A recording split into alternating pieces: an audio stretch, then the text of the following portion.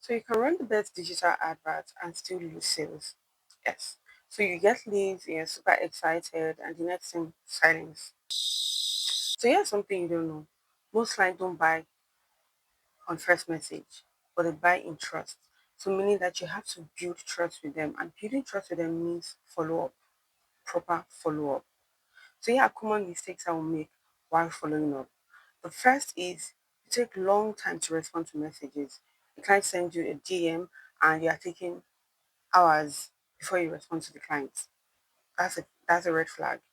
The second one is just saying hi, just checking in. You're sending a message to the client and saying hi, just checking in. That's what. Then the third one is no clear questions, no clear call to action. You're sending the client a message and you're not telling the client what next to do. You're not trying to engage the client. So here's how we should go about it. When you're following up with a client, you need to engage them. You need to make them feel how would I use the word? Connected to what you're selling.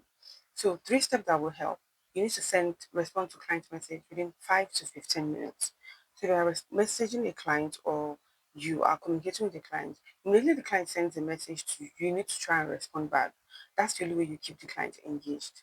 Secondly, you need to add value. Not just saying hi, just checking in. No. Let's say your previous conversation with the client is the client telling you, oh, he has no money currently, and you want to follow up with him to confirm if he's financially ready. You need to you need to involve the previous conversation, like what you had, the conversation you had with him previously. You need to impute that in your current message. Let's say, hi, Mr. Kule, trust I'm doing good today. Last time I reached out to you, you said you're not financially ready. Please, I'd like to ask if you are now financially ready to proceed, or if you are ready to proceed with the service or with the product. So there are ways to engage the client. And the last thing, call to action. You send a message to the client and no clear call to action. You need to engage in call to action. How would you like to proceed? Um, how would you like to proceed? Um, do you need further clarification? Uh, and so on. You don't just drop a message and you expect the client to know what you expect him to do next.